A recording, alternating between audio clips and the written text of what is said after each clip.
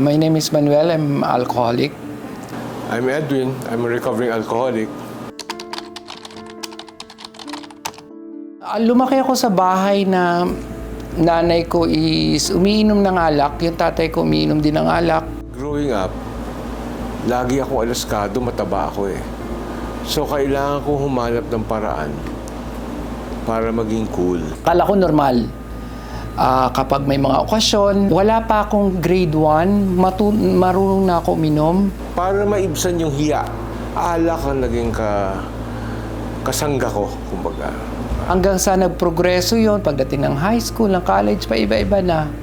Hanggang sa hindi na ako makatigil.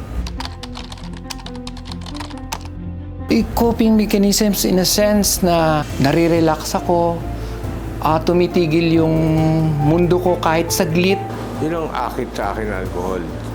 Siguro babae, lakas ng loob, false sense of self-confidence.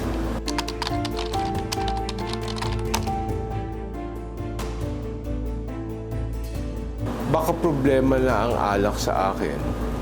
Hindi na ako makatulog kung di ako iinom.